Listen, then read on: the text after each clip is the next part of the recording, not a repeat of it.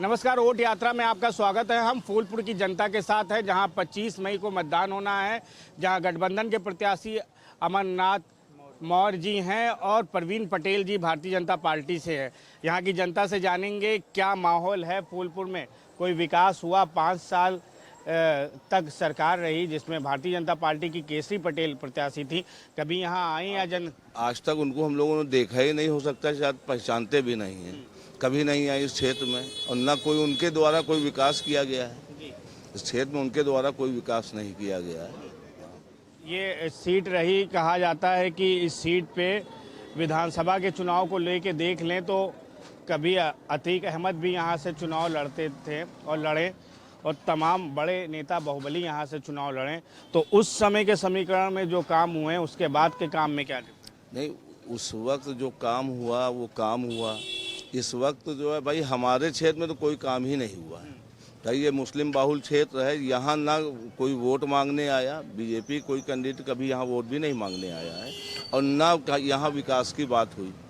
यहाँ के कोई विकास की बात हो, यहाँ लोगों का दुख दर्द क्या है, किस चीज़ की समस्या है, वो कभी कोई पूछने नहीं आया। केसरी देवी पटेल तो हमारे घर पूरे क्षेत्र में कभी नहीं आई होंगी। डॉक्टर ऋचा सिंह भी यहाँ से चुनाव लड़ाया गया मगर जीत नहीं पाई। हाँ, नहीं जीत पाई। मुस्लिम बहुपाल ऋचा सिंह का समीकरण ठीक नहीं था। यहाँ ऋचा सिंह ने चुनाव अच्छा लड़ा, किंतु उनका खुद का अपना वोट नहीं था, इसलिए वो चुनाव हार गए। कौन जीता था यहाँ सिद्धार्थ नाथ जी चुनाव जीते थे भारतीय जनता पार्टी से। एक मार्केट है व्यापारियों के लिए।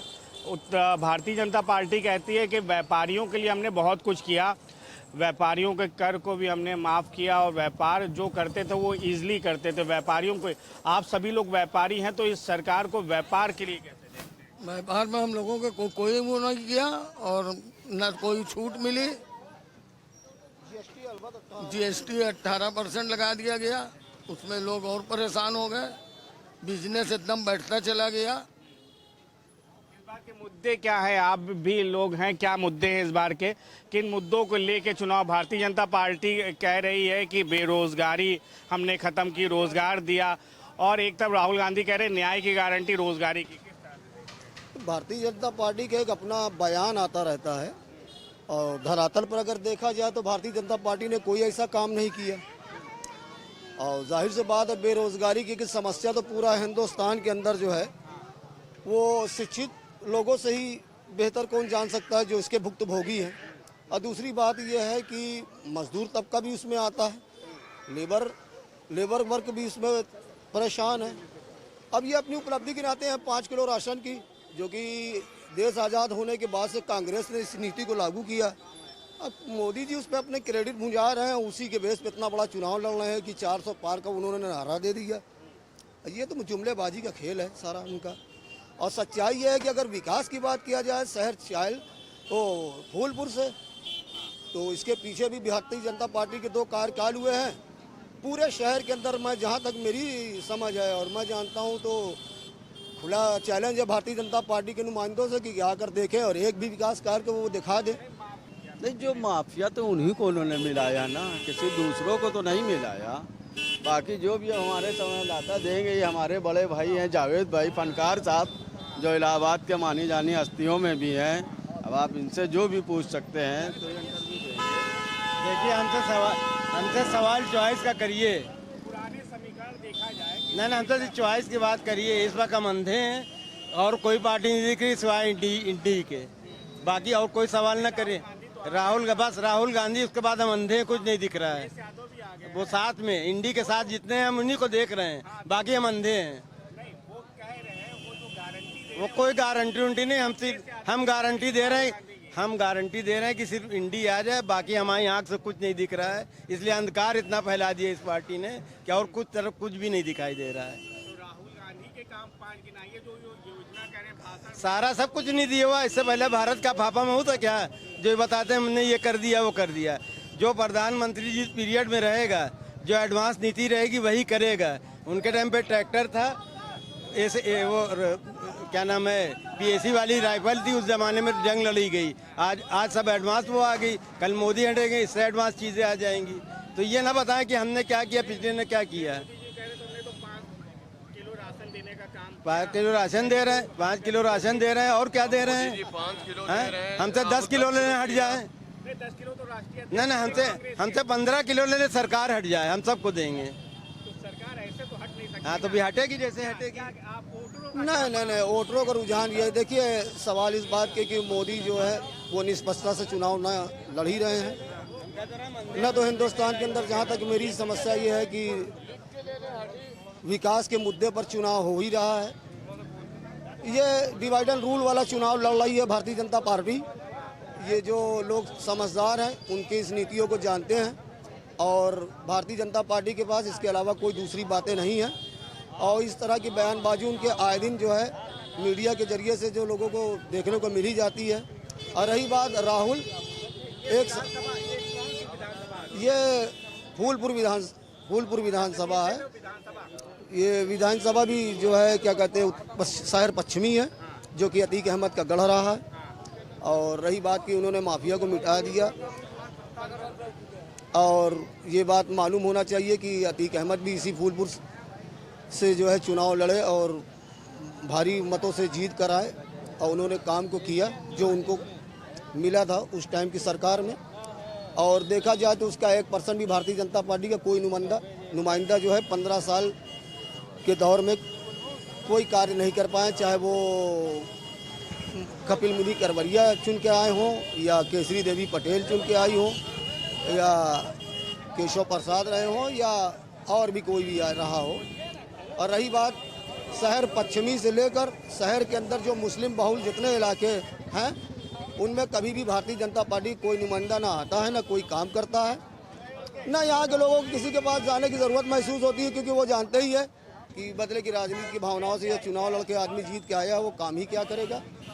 कहा जाता है कि यहाँ के जो वोटर हैं केवल सपा माइंडेड वोटर है और सपा को वोट दिया, मगर यहाँ तो कितना विकास हुआ यहाँ पे ये बताइए। नहीं, ऐसा नहीं है कि यहाँ का जो है वोटर सपा का जो है वोटर है, ऐसा नहीं भाई। हम यहाँ इस वक्त तो हमारी लड़ाई जो है शिक्षा, बेरोजगारी, मेडिकल, समझे इसकी है, महंगाई है, सबसे बड़ा मुद्दा ये है। बाकी हम किसी के बंधुआ नहीं है, न सापा का। सापा हमारी मस्जिद काम नहीं करेगी तो हम सापा के उसका भी बहिष्कार करेंगे। काफी साल तक यहाँ की हाँ रही थी तो उसने काम किया भाई, उसने काम किया भाई, सापा ने काम किया भाई। जब तक काम किया तब तक आदमी जो है उनका जो है वो कर रहा था। और उसके बाद भाई जब तक मुलायम सिंह थे तो उस वक्त में अखिलेश के राज में फर्क था। यहीं का एक नेता थे चांद बाबा, शायद आप जानते हो, उन्हीं की हत्या का आरोप अतीक अहमद पे लगा था। और खुद ही योगी जी ने एक बयान में ये कहा कि वो अपने ही लोगों को मार के आगे बढ़ा। ऐसा कुछ नहीं है। अगर हत्या का आरोप ही लगा था ना, और इतने दिन बीत गए, तो आज तक उस केस के अंदर सुनवाई क्यों नहीं, अतीक को सजा क्यों नहीं हुई? और योगी जो कहते हैं इस बात को, तो उनके ऊपर कितने चार्जेस थे? मुख्यमंत्री बन गए तो क्या वो दूध के धुले हो गए? उन्होंने अपने पावर के इस्तेमाल करके जो है अपना केस ख़त्म करा लिया। और ये कहने वाली बात है, ये तो शासन प्रशासन जानता है सच्चाई क्या है। अगर उन्होंने चांद बाबा की हत्या की थी तो सरकार का, प्रशासन का ये काम था कि उसको न्याय मिलता, उसको सजा दिलाई आई जाती, चांद बाबा के साथ न्याय होता। ये चीज़ तो आप लोग महसूस करते होंगे। तो जो गुंडई माफियागिरी थी वो योगी और मोदी की सरकार में कम। अरे कम हुई तो उससे थोड़ी कोई को फर्क है।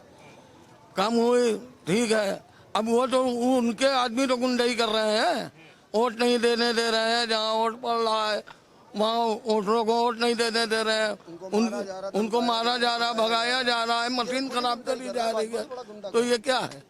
नहीं, समाजवाद गुंडई का काम नहीं करती है। समाजवाद सामाजिक कार्य करती है। मुलायम सिंह यादव हमेशा समाजवादी रहे हैं और ये गलत बात है। अच्छी पार्टी है। मुलायम सिंह यादव, अखिलेश यादव कौन से अपराधी हैं? कौन से अपराधी हैं? अपराधी नहीं। अच्छी ये लगातार राहुल गांधी एक बयान दे रहे हैं कि खटाखट खटाखट खटाखट हम सब योजनाएं कर देंगे, और प्रधानमंत्री भी कह रहे हैं हम खटाखट खटाखट इन लोगों को 400 पार से ज़्यादा हरा देंगे। देखिए पहला सन 14 में जो चुनाव हुआ, 2014 में प्रधानमंत्री ने 15 लाख का एक जुमला फेंका था, और मान लीजिए कि इसी जुमले से आप जोड़ लीजिए खटाखट जो है उनको वोट दिया गया। लोग भावनाओं में बह के 15 लाख की उनको प्रधानमंत्री बना दिया।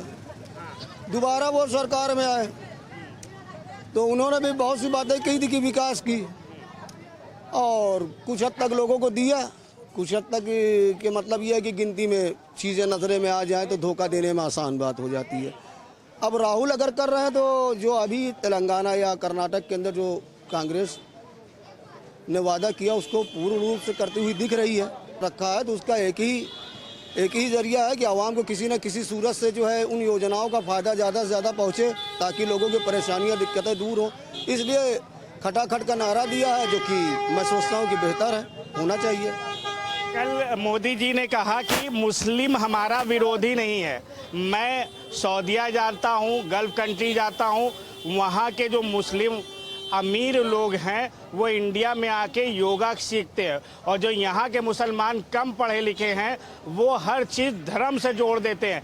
जबकि हमने जो भी योजना दी, चाहे वो घर दिया, आवास दिया, राशन दिया, उसमें हिंदू मुसलमान नहीं किया। नहीं, हम तो मोदी के बिल्कुल खिलाफ नहीं है, ना कोई मुसलमान मोदी के खिलाफ नहीं है। क्या समझे, इनकी नीतियों के हम खिलाफ हैं। ये जात पात की जो राजनीति करते हैं ना, हम उसके खिलाफ हैं। बाकी इनसे हमको कोई दिक्कत नहीं है। उन्होंने एक इंटरव्यू में कहा कि हाँ, हम मुसलमानों को भी साथ लेंगे। भाई वो मुसलमान को था, मुसलमान भी उनके साथ। ऐसा नहीं है कि वो कोई स्कीम लाते हैं तो हम उनकी इनकार कर देते हैं। हम भी तो लेते हैं उनकी स्कीम, और हमको उनसे कोई परहेज नहीं है।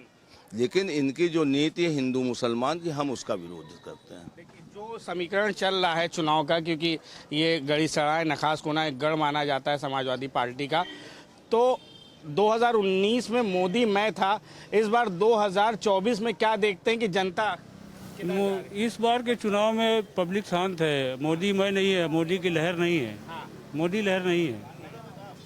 हम तो ये समझ रहे हैं कि आप लोग भी नहीं समझ पाओगे कि चुनाव कैसा चल रहा है।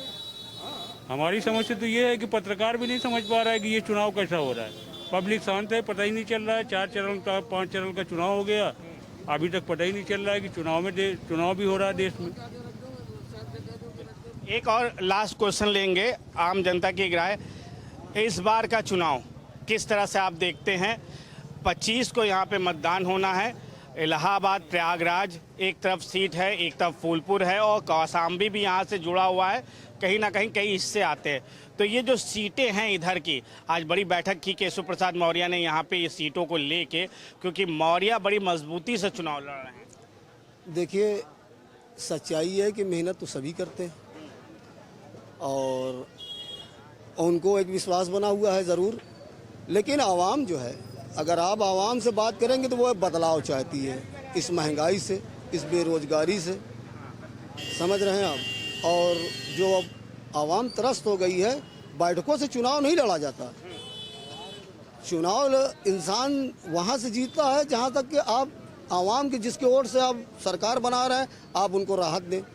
अब ये तो जोड़ तोड़ की राजनीति करेंगे, वोटर को रोकने की राजनीति कर सकते हैं, क्या समझे हैं, माहौल ख़राब करके भी चुनाव जीता जा सकता है। अब ये वो क्या समीक्षा कर रहा है ये उनकी बात है। लेकिन अगर इलाहाबाद संसदीय और फूलपुर की आप बात करेंगे तो जहाँ तक मैं जानता हूँ ये दोनों सीट बीजेपी जो है वो हारने जा रही है, और भारी मतों से यहाँ से जो है इंडिया गठबंधन को हम लोग जिता के जो है संसद। बिल्कुल, ये आम जनता थी जिनका साफ कहना था कि इस बार का चुनाव टफ है। फूलपुर, प्रयागराज और इलाहाबाद की सीट पे ज़बरदस्त लड़ाई है, क्योंकि 2019 का जो मैजिक जादू था मोदी का, वो इस बार यहाँ की जनता में नहीं देखने को मिल रहा है। मगर प्रधानमंत्री नरेंद्र मोदी लगातार प्रयागराज में आके जनसभा कर रहे हैं। अखिलेश यादव भी आ रहे हैं, राहुल गांधी भी आ रहे हैं। भीड़ तो हर जगह जुट रही है, मगर 25 मई को ये जनता कहाँ का बटन दबाएगी? 4 जून को फूलपुर, इलाहाबाद से कौन जीतेगा, ये तो समय बताएगा। कैमरामैन जितेन के साथ साहिद सिद्दीकी, एशियन न्यूज़, प्रयागराज, इलाहाबाद।